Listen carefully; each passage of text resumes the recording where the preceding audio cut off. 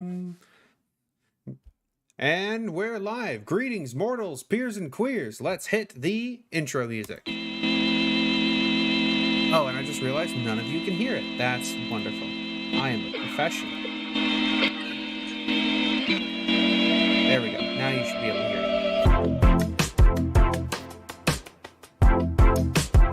it. All right, folks, welcome to another episode of The Monday Show, where me and several other creators collaborate to talk about issues that we find really important. Today's episode, as the title implies, is going to be on mental health and the various directions and ideas that we are going to tackle it with. I'm going to give each of my guests a moment to introduce themselves, and with that, I will cut the music, given how serious the topic is. Astrofeminist, go ahead and give us your name, your pronouns, and tell us a little bit about yourself. Hey everyone, I'm Astrofeminist. My pronouns are she, her. I am primarily found on TikTok. My content primarily focuses on feminism and the different issues women face, and then kind of talking about a woman's perspective, just living in society. All right, wonderful. And Cynical, go ahead and give us your name, your pronouns, and a little bit about yourself. I'm Cynical. I'm a Navy veteran, TikTok personality, and usually my content revolves around military stuff, comedy, and I do stuff on mental health, men's rights, and just overall trying to find common ground with everyone, regardless left, right, center. It doesn't matter, but trying to find the common ground between all of us where we can come back together as a society and work through some of the issues that everyone is facing. All right, lovely. Barbecue, you want to give us a little introduction to yourself? Yes. Hi. You just call me barbecue girl or cat. Doesn't matter. Pronouns they them. I do find a lot of the topics, especially when it comes to mental health, interesting. So I'm just kind of here to check out the panel, possibly chime in if I think of something to say. Just kind of here along for the ride. All right. And for the folks who may be joining us for the first time, I am Lady Avalon, the host of Serotonin Studios. I'm a transgender, lesbian, socialist, polyamorous, disabled, atheist, and I'm a ginger. Find which one of those you find most offensive and put it down in the comments below. With that, I'm going to give us a little opening prelude to mental health. And there's many different ways we can talk about it. We have put in the description down below mental health helplines if you need them, and we encourage you to use them if you do. On my view of mental health, my mental health has changed a lot over the past several years. I have diagnosed PTSD, generalized anxiety disorder, and persistent depressive disorder, autism, and ADHD, all of which affect my mental health to varying degrees. And they're all super fun to deal with. I assure you, it's just a blast.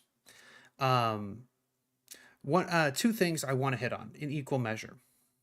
One, that dealing with your mental health takes a lot of work, but you are always better off for it, just like taking care of your physical health. You know, the more you work out, the more you'll be able to do, the more you'll be able to enjoy the fullness of life. And on the other hand, is that you're not alone when you're dealing with your mental health. I required both medications and consistent therapy, and I managed to flower into a full-fledged person, whereas I was just sort of scraping by before that. I have a tattoo here on my wrist, a semicolon, a reminder. I attempted suicide late 2020, and I wasn't in a great place at the time. I was physically and mentally very unhealthy. And what it took was, well, my darkest of dark days, and many days past that, before I realized that I needed help and I couldn't dig myself out of the hole myself. I couldn't willpower. I couldn't be, just man up and strong enough to power my way through it all on my own. So I reached out and I got help. And, it didn't happen immediately. It took the better part of 2 years now. And I'm still improving, still learning, still growing, um, still dealing with stuff. But I'm happier now. I'm healthier now. And I'm better than I ever have been before because I reached out, because I got those connections.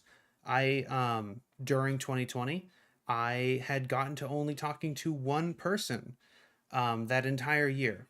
And that's not healthy for anyone. Even I, who was a longtime introvert at that point, not healthy for your mental health. So I had to go about the process of rebuilding friendships, rebuilding a healthy social network, as well as attending therapy once a week and taking my meds every single night. I want to impress upon you that,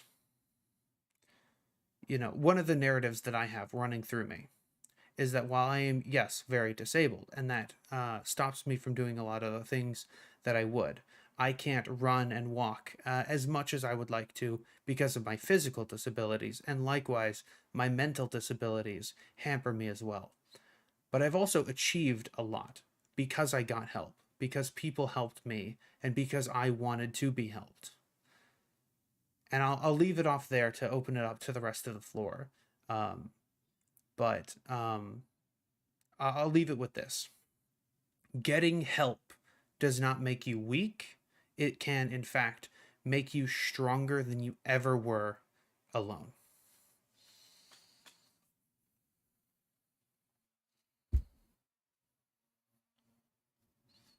Thoughts from the rest of the panel? Thank you. Thank you for sharing that obviously sensitive information. And I think that I obviously agree with everything that you said, that you aren't alone, and that it is important to maintain that social aspect, and to really talk about these kind of things, to really kind of heal from that trauma that we've experienced that have caused these mental issues. I definitely agree with that, if I may chime in. Something that I kind of was thinking about when you were talking about your experiences, Lady Avalon. So it's really important to reach out, even if you feel that people might kind of have an adverse reaction. Because with my experience, I'm diagnosed with schizoaffective disorder, borderline personality disorder, and I am on the autism spectrum. But just the schizo disorder has caused a lot of people to kind of be like, when I tell them I have that, they're just like, ooh, okay. A lot of times because of the portrayal that it's had. But once I did reach out, and I went to a psych ward, and I got put on medication, was put in really strict therapy. It did start to get better, but I will say that it's going to ebb and flow. There are still days where it just kind of really sucks, and I wonder if it's working. I wonder if maybe my meds just aren't working anymore, or is my therapist wrong, or any of these things. But, you're still going to have a crummy day even if you are putting in the work, but there is a noticeable difference once you do start to put in the work. But no matter what you're dealing with, there is somebody out there that is going to understand and hear you and validate what you're feeling, and not be wigged out like some people I've spoken to have been. So that's just kind of what I'll leave it on. Just don't be afraid to ask people for help. There is help. All right. Cynical, is there anything you want to add? No, I agree with all of that, honestly. When I talk about mental health, whatever platform I'm on, Instagram, Facebook, TikTok, Twitch, I always compare it to being in a dark room, and you're just sitting there and you think you're all alone. You think you're the only one going through that. You think that there's no one else that can face this. And when in reality, we're all going through the same shit. And of course, there's different levels, there's different kinds of trauma, there's different things that everyone's experienced. but we're all in the room together. We're all sitting in the same darkness, and we need to reach out for each other because we can all help each other.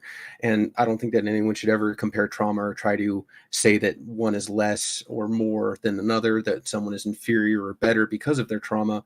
It's not right. I think we're all going through it. We all need to deal with it together. And yeah, it's not weak to reach out for help. In fact, it's one of the hardest things fucking somebody can ever do. And when you do reach out for help, there are people that are going to look at you like, oh, this person is broken. This person, I shouldn't talk to them. I shouldn't let my kids be around them. I shouldn't let them be around their nieces and nephews or their own kids.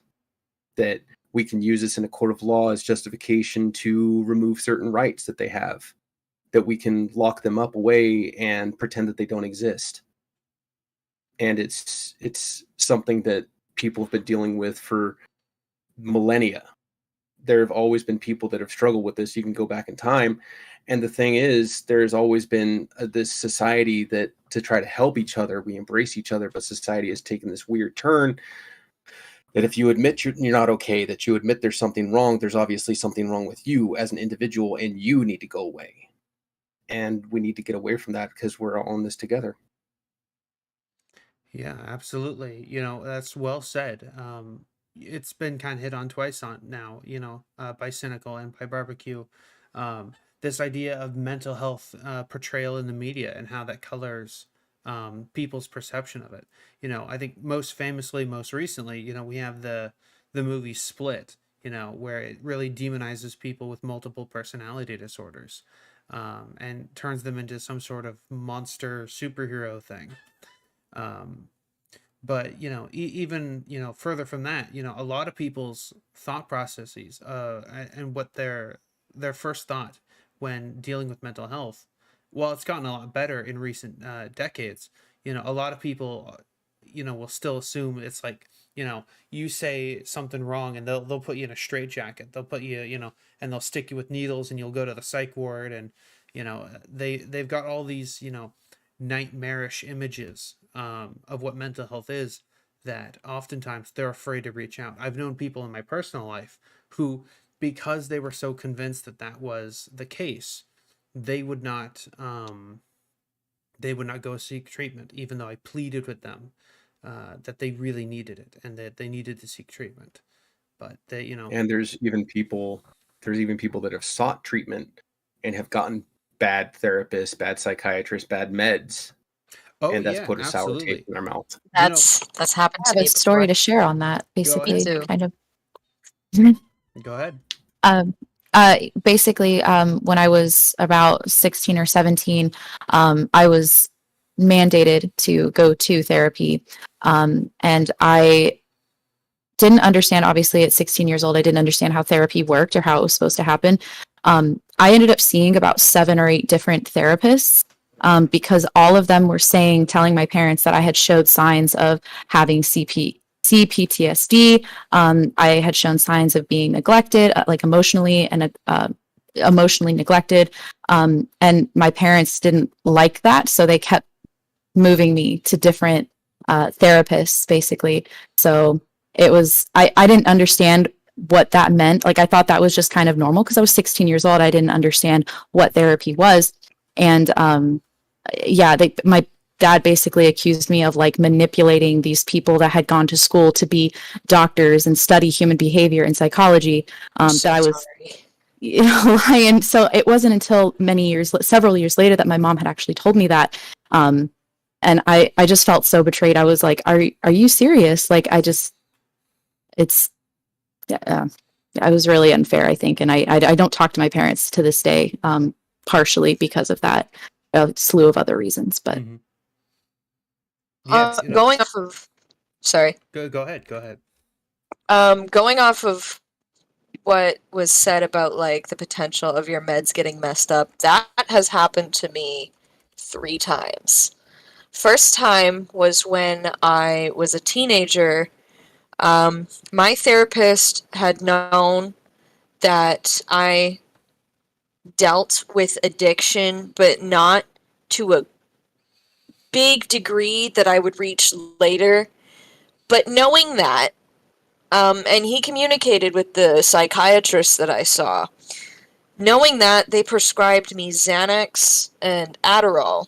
And the Adderall ended up working out fine, but the Xanax I got really addicted to, and it was really bad. And then when I went to the psych ward the very first time, they put me on Wellbutrin, which is like an antidepressant, and Risperidol, which is an antipsychotic.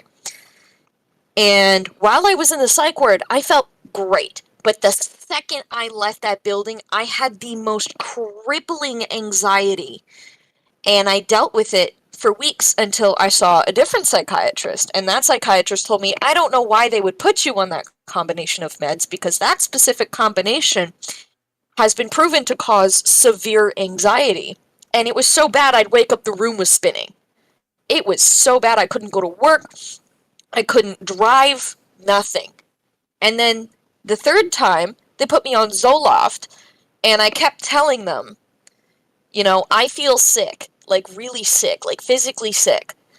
And they were just like, oh, you just have to get used to the medication. So I gave it a couple months, and I was still super, super, super sick. And so I begged them to let me try something else, and they took me off of Zoloft and put me on the combination that I take now, which seems to be working decently okay. Not as good as I would want it to, but still. But it's just,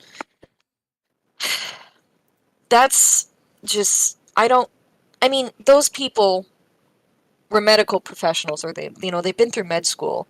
They should know these things. And maybe not the Professionals. addiction thing, but the combination, they should know that combination of medication gives you crippling anxiety, and that, you should listen to your patients when they say, this isn't right. Because it's like, I know my body better than anybody else on this planet ever will. So it's like, why aren't you listening to me? And it was very frustrating. It took a while to find something that works. And I'm still being switched around on my meds, because they're still not doing what I need. They're doing a little bit of what I need, but not a lot. So that's just something that's really difficult sometimes that people might go through. I definitely talk a lot about advocating for your own health, not just mental health, when it comes to going to a hospital, going to a psychiatrist, therapist, whatever clinician that's going to try to prescribe you whatever fancy pills that they think is going to work for you. If it's not working, or if it doesn't feel right, step the fuck back and be like, nope, I'm done. And the next thing that's really been hard to deal with, because as a veteran going through the VA, is just a nightmare and a half. Sitting on hold for literally hours on end to be told that I've been sitting in the wrong queue and they're going to transfer me to another number. I literally have hung up I don't know how many times and just been like, no, I'm apparently not going to talk to anyone today. They have been famous ever since Vietnam to just, when you get back, oh, there's nothing wrong with you, we're just going to give you a pill. Or there's nothing actually wrong with you, it's shell shock, it's battle fatigue, whatever. And come to find out, this guy is dealing with anxiety, depression, suicidal thoughts and tendencies. And now on top of that, he is training and experience that make regular people kind of step back from him. And now we're going to prescribe antipsychotics and antidepressants that, when combined, they create this even more anxiety-inducing state. Like, just like you were talking, you mentioned the two meds, and I was like, I wonder if they're going to counteract. Oh, bam, there they go. Yep. So it's very important for people when it comes to your mental health. If something doesn't feel right, go somewhere else. It is your mental health. You need to advocate for yourself. It's so important. Period. That's something I'll hit on, or I'll add to. I'm on my third therapist, and I like my third therapist, but it took a couple of them to get to the right one. My first therapist was just really bad at communicating. A couple of times they would just like cancel our sessions outright, and I would only find out when the session was scheduled, and I would call the office being like, hey, where's my therapist? Oh, they're out for the day. Goodbye. Oh, thanks. I didn't need him anyways. And then my second therapist was recommending therapies that I wasn't super comfortable with. And then the red flags started to pop up when they started to side with my abuser. When I would talk about my abuse, and they'd be like, "Oh, well, it wasn't really that bad," and I'd be like, "That is not your place to say." Um, Wow.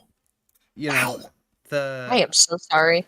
the axe may forget, but the tree always remembers.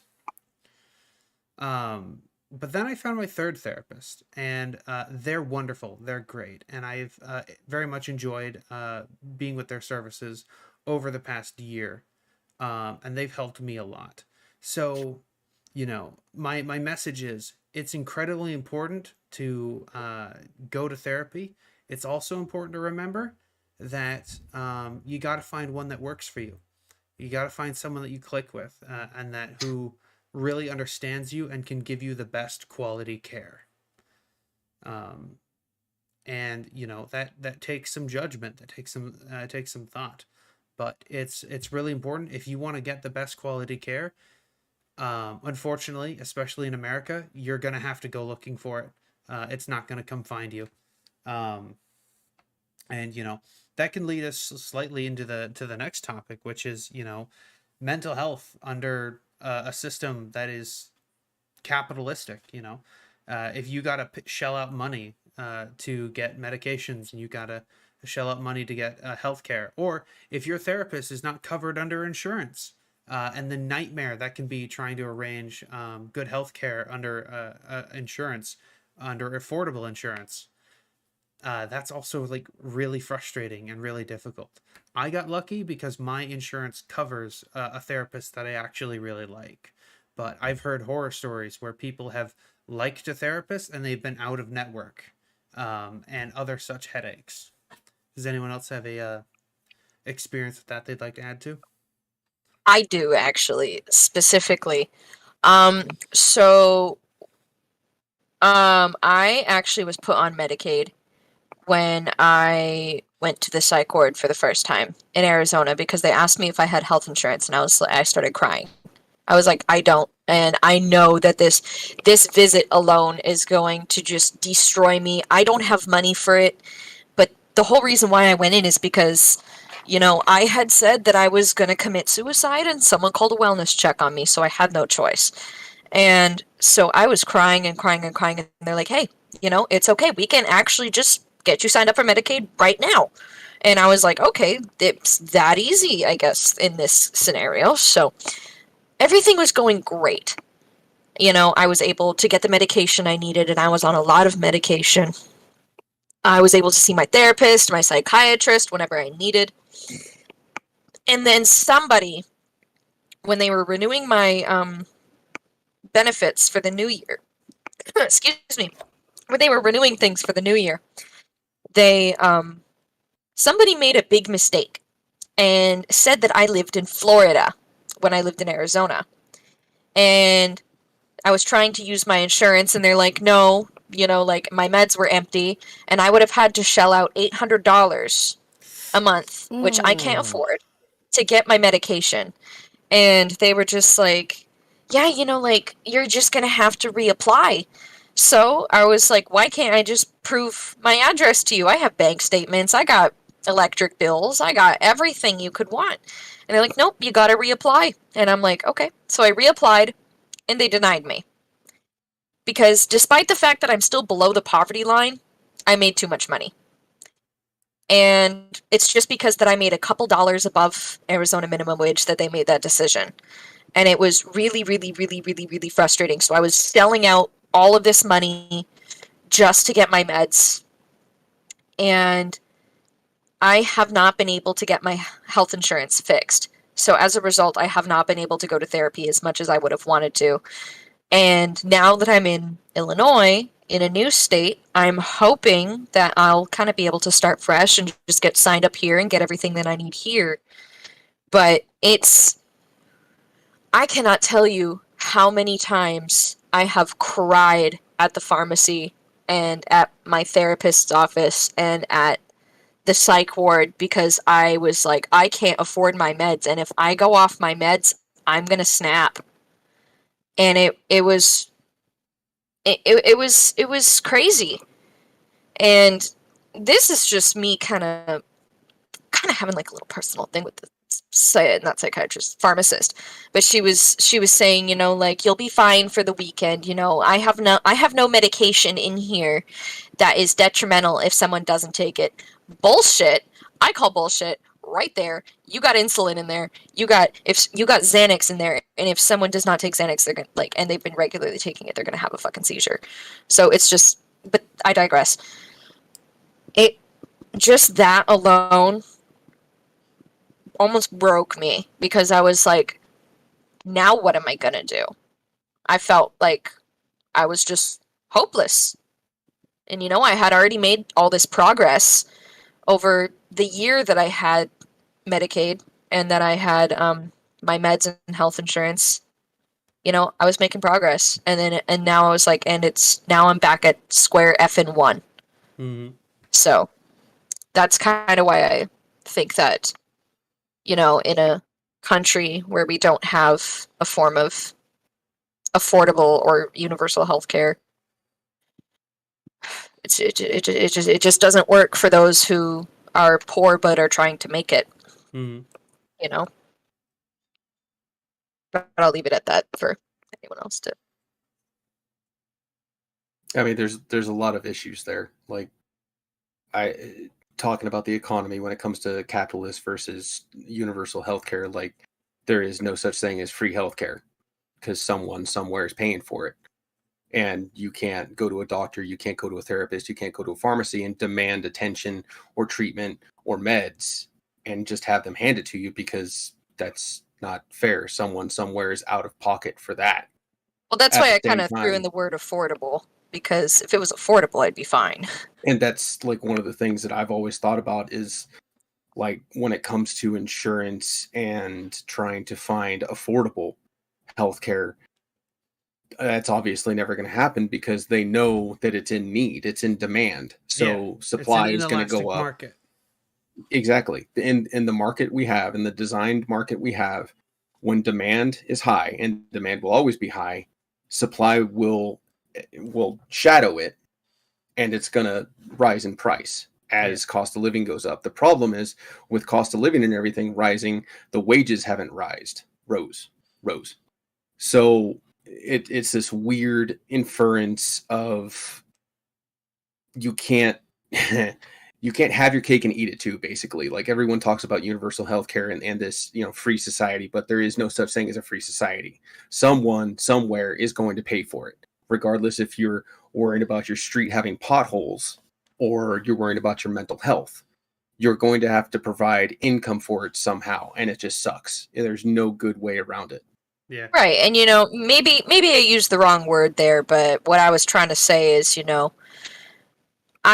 I've never made a lot of money. I do work full time. I'm in management, at a fast food chain. It's not what I want to do, but it's work. I go to work every day, 6-7 days a week. But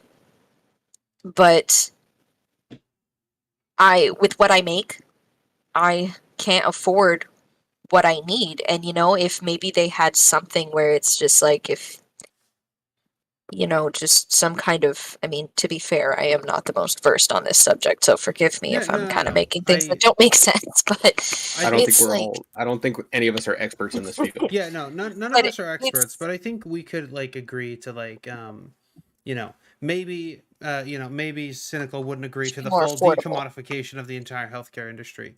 Right. It's just But make it something, affordable, make it easy yeah, to making get. it affordable, something like letting that recent bill that passed, letting Medicare negotiate lower drug prices. I think that's pretty good. If you're on Medicare or Veterans Healthcare, you should be able to negotiate lower health prices, or negotiate lower drug prices. I think that's a fair and reasonable thing to say, because I think our utmost goal, when talking about systems of governance, or things like as delicate as healthcare, our goal maybe shouldn't be to make the most money out of the most desperate people, but instead it should be quality of care. I think that is a pretty good baseline to build off of. You know, How do we Completely get agree. the best care to the most amount of people? Mm-hmm. And Cynical is right. Not everything's free, but some things like our roads or school systems or healthcare, we could say is worth paying the price for, if it means that more people get better care. Um, I don't know. That's my 2 cents. I would agree to a certain point, but my problem still says, if you're worried about school systems, what about people who don't have kids? Why are they paying into something they're never going to use? If you're worried about roads, what about people who don't drive? If Why I do they didn't have to have pay for roads? kids, I would still want to pay for an educated society. I would still, if I didn't have a mental disability, or if I didn't have certain disabilities or illnesses, I would still want to pay or to put money towards people who are in that situation. Like Okay. I wouldn't mind doing that. And there's other ways you can donate. Like, why do we have to tax everyone for certain services that some people are never going to use? And when it comes back to capitalism, I honestly believe in capitalism, because when it comes to a free society and a free market, if you want to seek the best care, you're going to pay for the best care. And if you really want the best care, you'll find a way to pay for the best care. Me, myself, I can't afford the best care, so I use Cerebral. It's an online service. They ship my meds directly to me, and it's $98 a month. That's And fantastic. between that, it's a private company that literally has licensed clinicians, counselors, therapists, and everyone that can talk to you. I just want to plug real quick because these two things have helped a lot for me when I had to like shell out all that money. GoodRx, and I cannot. It is on the tip of my tongue, of course, when I need to remember it the most. It's this pharmacy that Mark Cuban is funding. Oh, yes. What's it called? It is The on the one tip of my where they tongue. sell the drugs for like 15% profit and that's it. Oh yeah, I'm actually a big fan You of can that. get your That's really good. prescriptions. You can get your prescriptions sent there, Direct. and if you yes, that's what it is. If you need your prescriptions, but you cannot pay a lot of money, you can get them sent there, and then it's a little workaround until you figure out your insurance issue or what say you, so that you can still get what you need. So GoodRx and what Cynical said, I missed And what you said. I completely agree with price gouging. I think charging 3,000% on insulin, and like my son, he's allergic to peanuts, so he gets epinephrine pens. The price on epinephrine pens, epinephrine injections, has gone up exponentially since they found out that it is more beneficial to have them expire in X amount of months. The price has gone up. And it's like, why are you having something that is literally life-saving through a private company that can charge 3,000% profit for something that'll literally save someone's life? It's insane. It's obviously just a way to make money. Yeah, exactly. To switch gears a little bit, to move us into our next topic, how mental health is dealt with and affects the different genders. I'm a trans woman on here, so I have experienced both being a man and a woman. And we have Astrofeminist with the woman's perspective, and I asked Cynical on here to talk about men's mental health. Cynical, if you wouldn't mind opening us up on that topic, talk about how mental health uniquely affects men and how they are how they deal with it in their own unique way. I kind of have a weird perspective on this, because honestly, when it came to mental health, I was raised in a really strict Christian household, and you didn't talk about your issues. You went to church and you gave it to God. That was literally what I was told when I was having problems as a teenager, trying to deal with thoughts inside my head. I was told to go pray about it. And I'm like, that's not a solution, because it's crazy. I don't get a fucking answer from the stars. And then when I joined the military, it was a huge culture shock. And on top of that, you're trained to not show pain, because if you're hurt, if you're taken out, if you scream and cry, you're just drawing fire. you're just drawing fire from the enemies, and everyone else on your line trying to get to you and rescue you, you're putting them in harm's way. So you shut the fuck up, you bite down on it, and you stay quiet.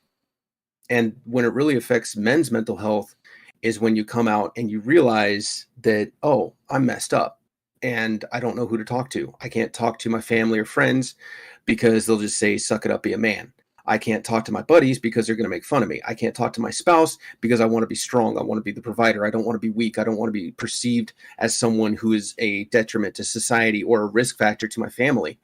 I can't talk to my parents. I can't talk to my coworkers. I can't talk to anyone. So guess what? I'm just going to shove it down. And when that ulcer eventually turns into cancer, we'll just cut it out. It's okay. So mental health is this weird, ever-changing character of a play that is not fun for anyone to experience or participate in. And the problem that I always go back to is, how do you address something that is ever changing, that is changing for every single person who experiences it, that has different levels of trauma, that has experienced different things? It's not easy, and it's this huge thing for everyone to tackle. So what do? Well, we do the best we can with what we have. Part of that is seeking therapy, counseling, medication. Part of that is just simply talking to each other about our damage and trying to find a middle ground and a common ground where we can all come together, instead of finding what divides us, find what brings us together. Oh, you like Harry Potter? Oh, I like Harry Potter as well. Oh, you're cool with Legos? I love Legos. You have a kid? I have a kid. And let's talk about these things and get together. And oh, hey, by the way, I've been thinking about sticking a shotgun underneath my chin. How about you? And it's an open conversation that we need to have with each other, and regardless of gender, regardless, men, women, we all need to admit that there's a problem. And men, I think, have kind of gone through this sort of awakening over the last 6 months to a year, where it's okay to talk about your problems. It's okay to talk about those inner thoughts, those inner demons. And the problem is the pushback that's been occurring for the last little bit. Anyways, and I will step back. All right. Thank you for sharing. And thank you for that perspective. The different ways, mental health affects us. And, you mentioned how it's like this ever changing thing for every individual person. And that's true. Mental health is probably one of the most individualized things, about you, how society, from your the constant stress about, are you going to make ends meet? Are you going to make it day to day? To the traumas that you were, I don't want to say gifted, suffered through as a child, and the traumas you deal with as an adult from your time in the military. The way that this informs each and every person, but almost unintuitively, the solution is community. The solution is reaching out to people and connecting with others and sharing those very personal and individual stories, and realizing that there's some common themes that we can all share. No mental illness or mental health is the same, but we can all recognize similar struggles, and we can commiserate in our shared struggles. My mental health has a lot to do with, the disabilities I face, as well as, there's an element of me being trans, although it might come as a shock to some. That's not actually one of the biggest parts.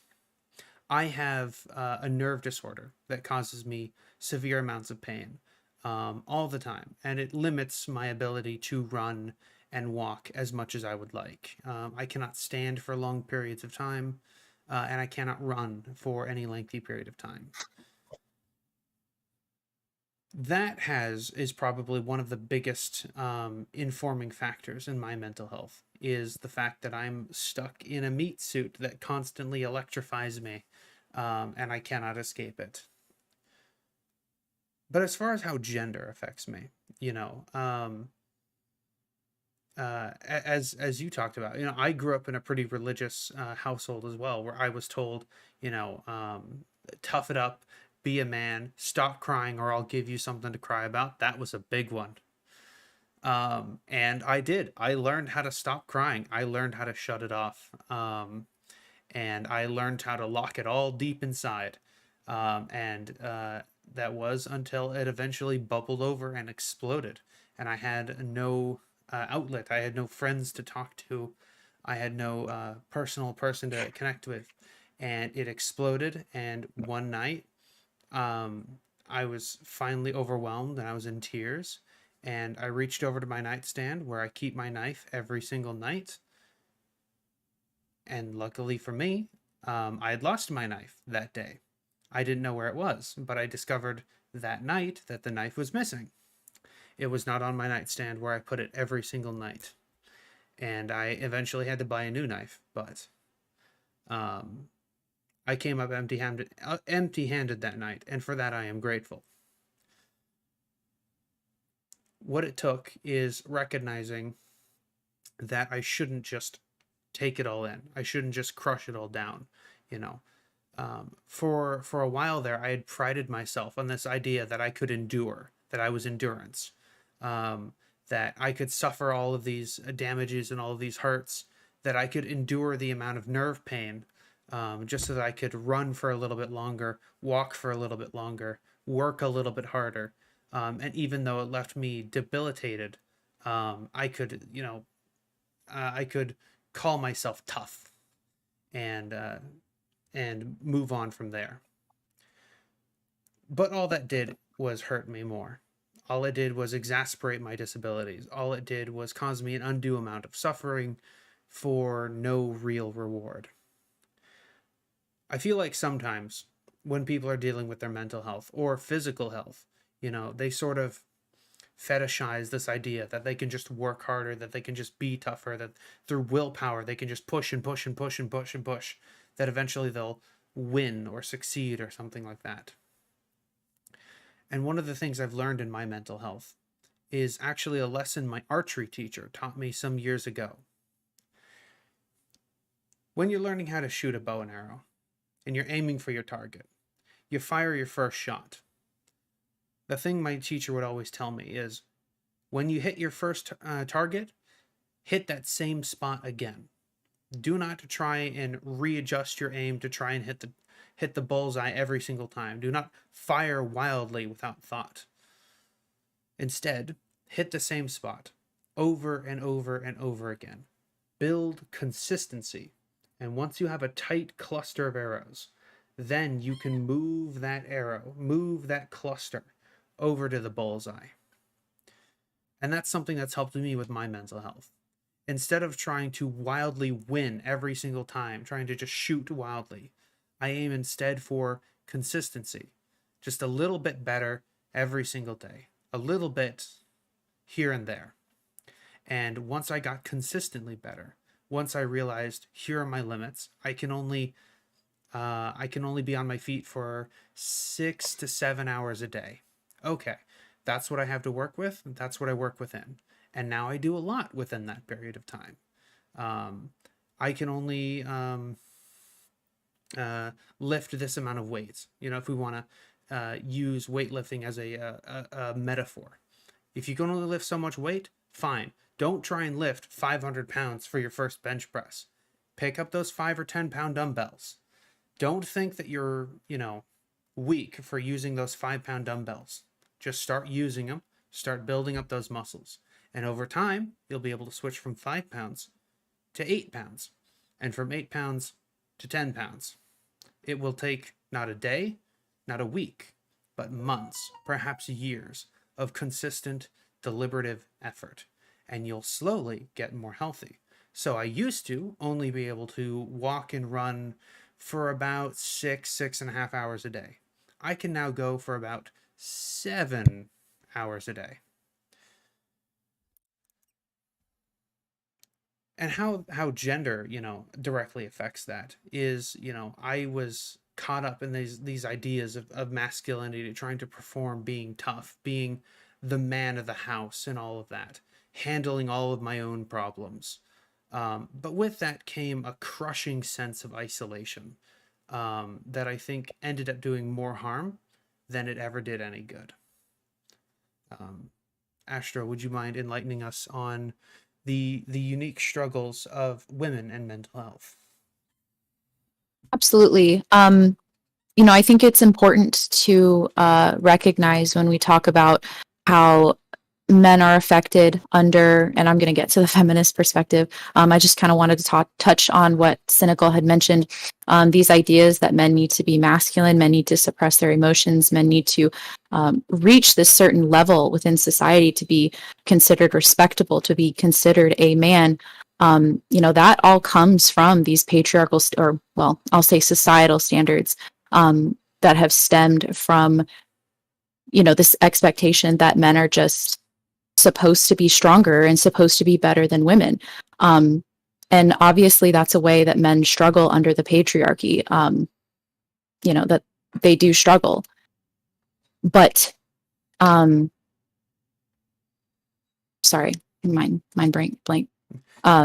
We were asking about how do women suffer under, how do women deal with mental health and their perspective Yes. therein? So for some reason, I believe there's this notion that like mental health services favor women, and I don't necessarily agree with that. I do think women have been forced to be more in tune with their emotional intelligence. For decades, women would be institutionalized for being too emotional, and they could be diagnosed with hysteria. So women have had to become emotionally intelligent, have had to, recognize that aspect of themselves, and so I don't think that it's anyone suffers like we've been saying, any one gender suffers more than the other. I don't think that it's really fair to say that women are favored when it comes to mental health. So yeah, that's pretty much Can you my perspective.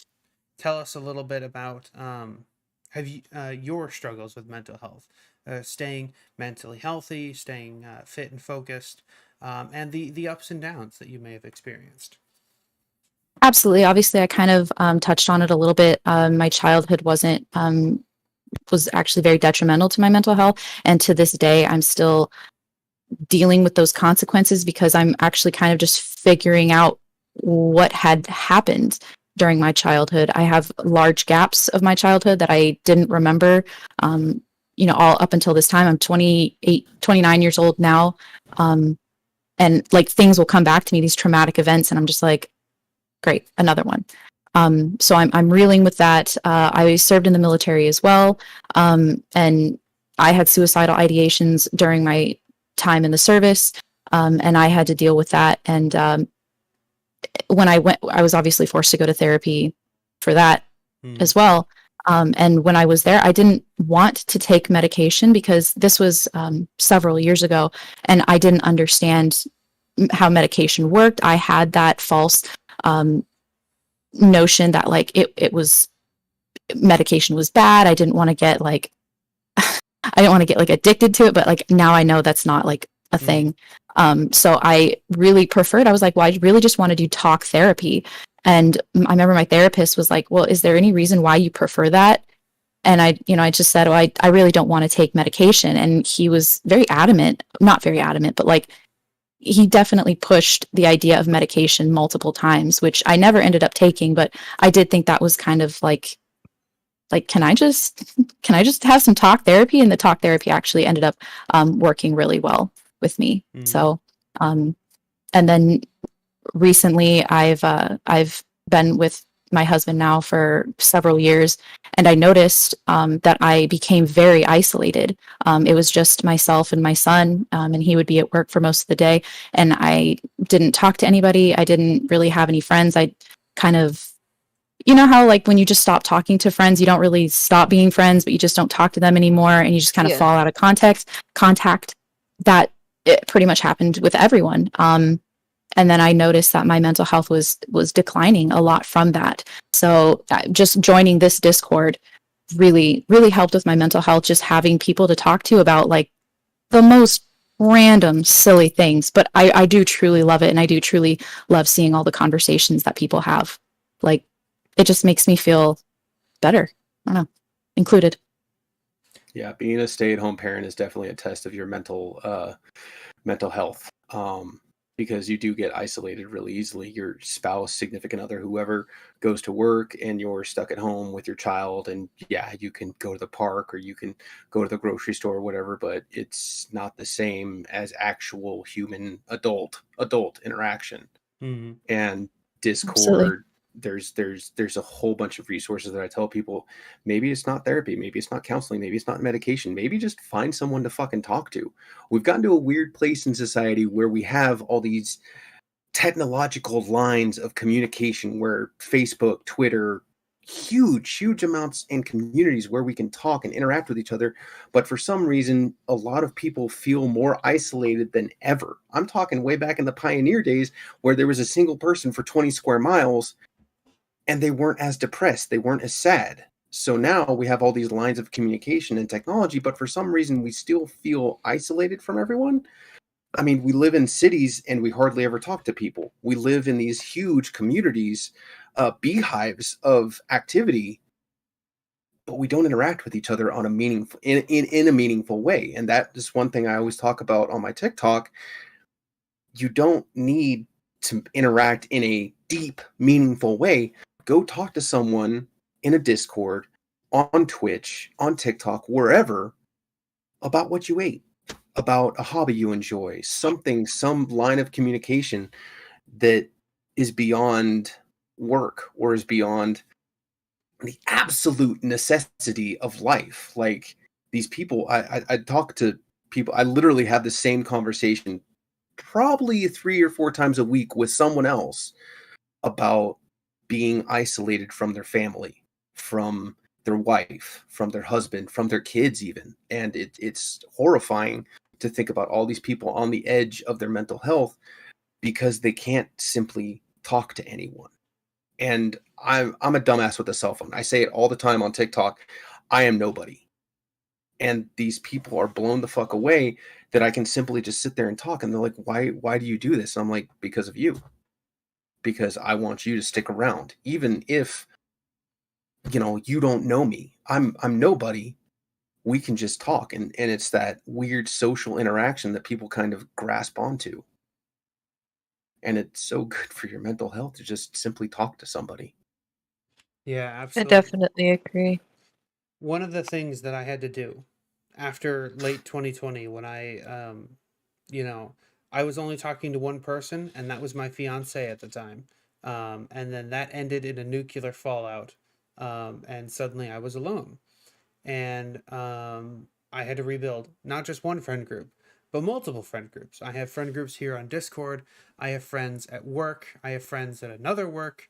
I have friends that just, we hang out, we smoke weed together, and we just play video games. I have friends I just play D&D with. You know, one of the things I would hit on is don't just make one group of friends, make like 3 groups of friends, in different places. Because, sometimes people will be busy. I have friends who live an hour and a half away, so we can only ever interact on Discord, or we'll do various phone calls like once or twice a week. And that's fine. And then I have friends who come over, and we cook lots of food, and we eat, and we hang out, and we smoke, and it's great. And then I have friends who are at work, and I've never interacted with them outside of work. And we're just cool coworkers who just sort of commiserate over the misery of the day and our mutual hatred of the customers. Oh, yeah. Those Ugh. are fun. Yeah. Yeah. It is important to keep your friends. It honestly, that kind of struck a chord in me because it kind of got me thinking. Because I have moved between Canada and all over the United States ever since I turned 18.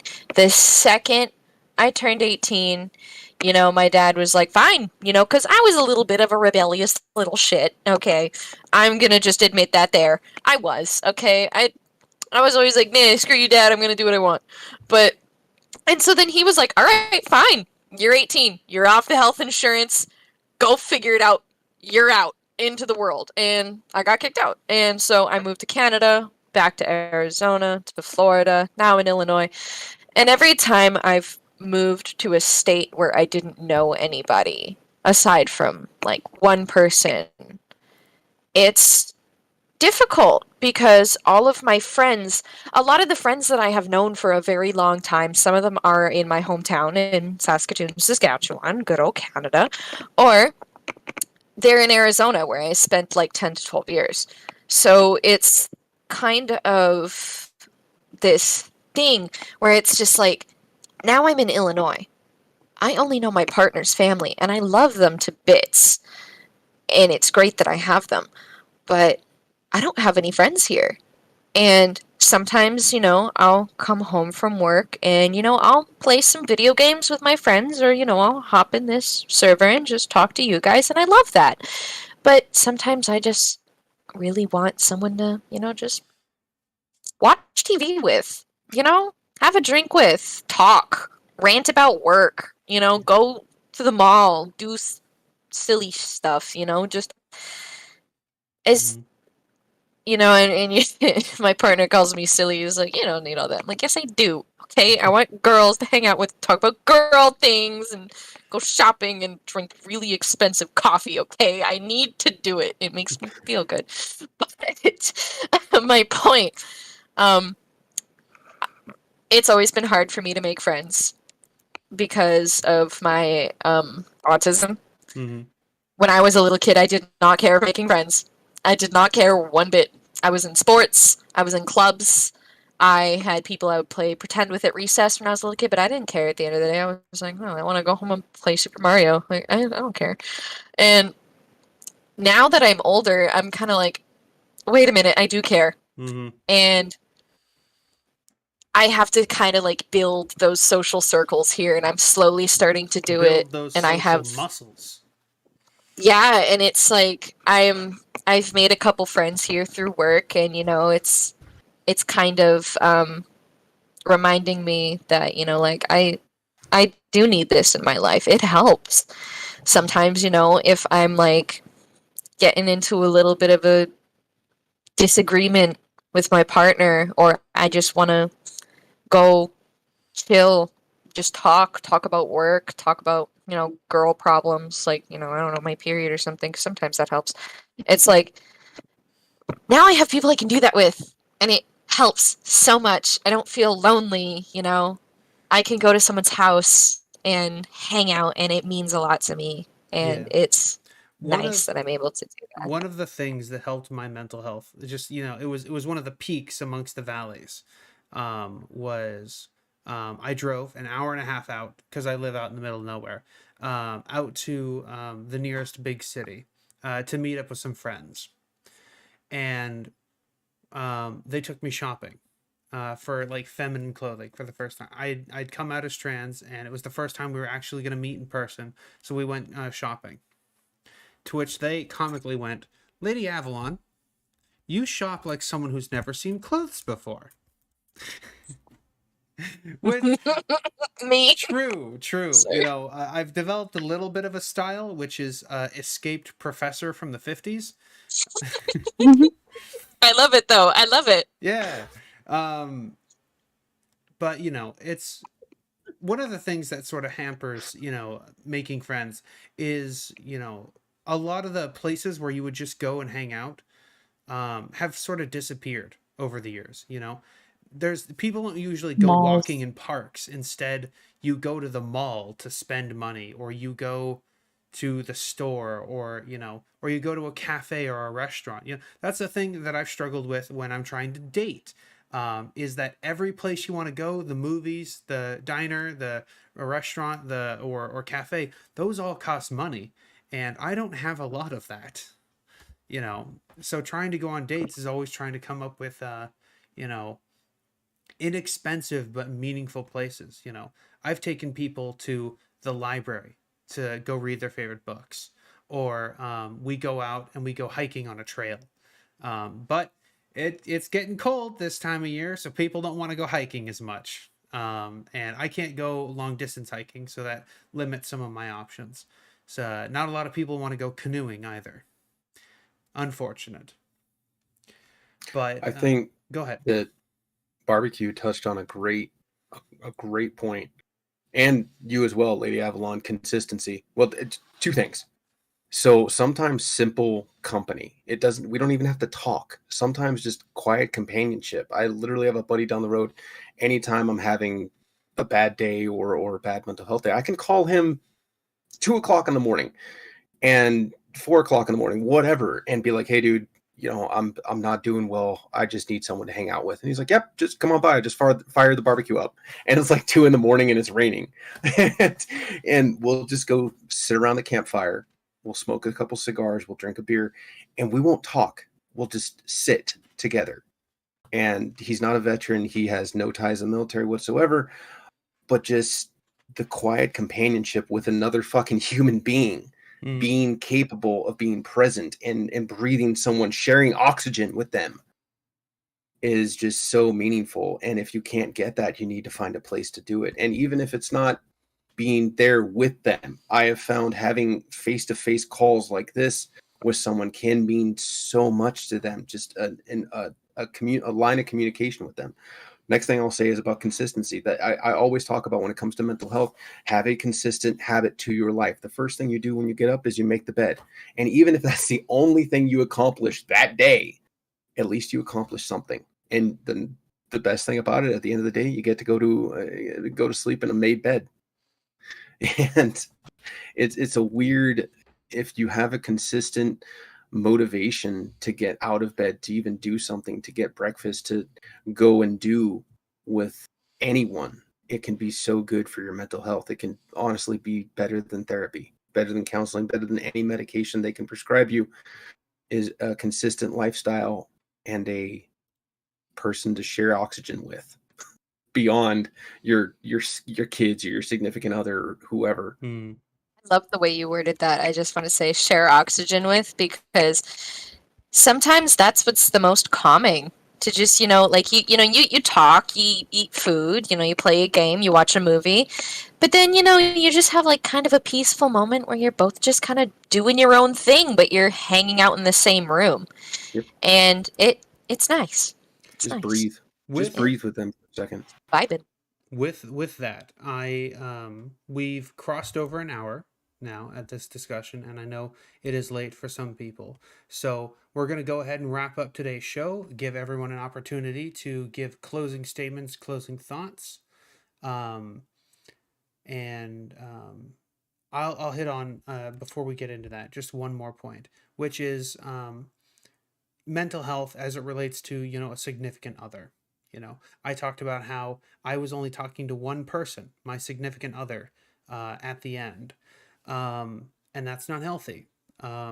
You shouldn't expect all of your mental health issues to be solved or dealt with by one single person who is not a trained medical professional. And that's why I said, don't just make one group of friends, make multiple friends everywhere. Get different things from different people. That keeps it a variety and healthy.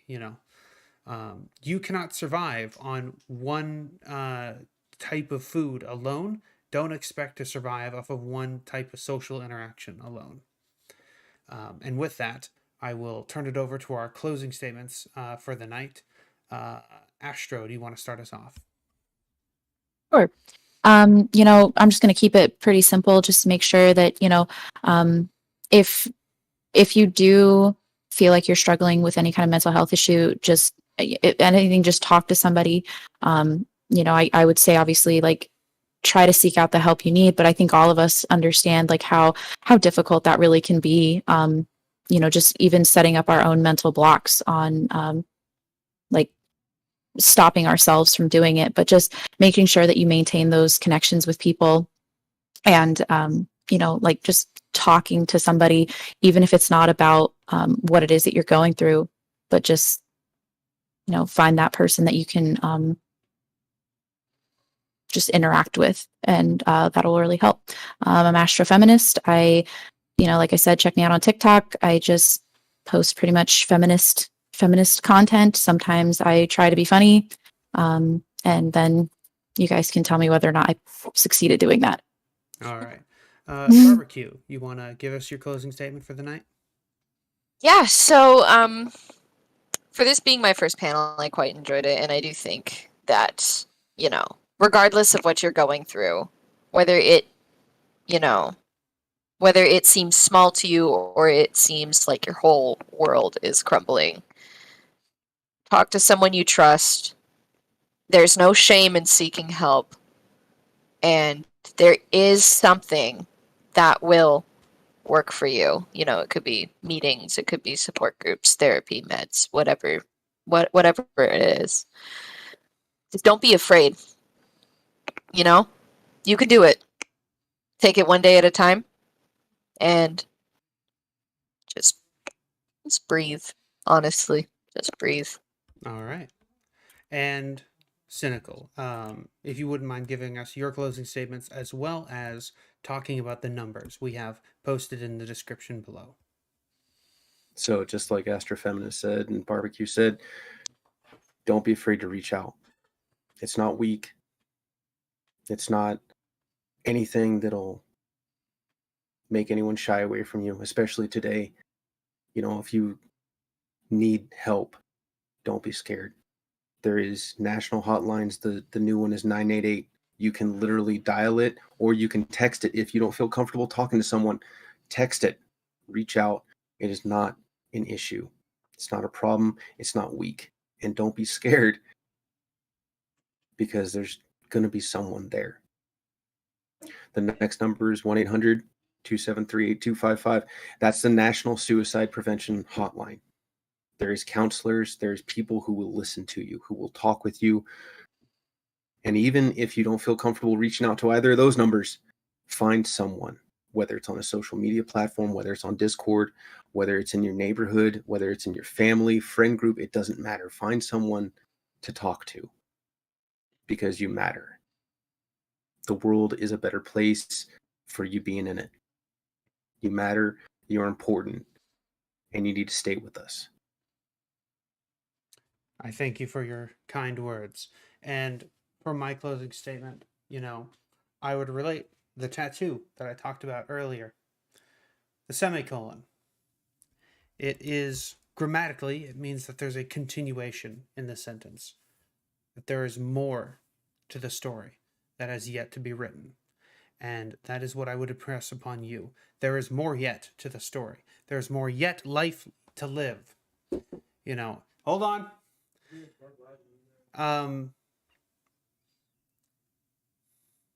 You have so much life to live.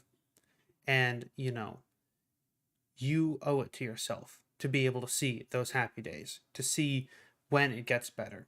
I've been in the spot where it felt like I just wanted it out, where there was no more happy days, that, I was in a body that tortured me constantly, and I was in constant pain. But you recognize, and one of the most useful things that you can recognize is that those feelings are temporary. They come and go with the seasons. Winter may be hard, but spring is just round the corner. You can get out of it, and it does get better, and you will be able to enjoy the summer sun again. With that, I've been Lady Avalon. This has been Late Night with Serotonin Studios. Good night, and be well.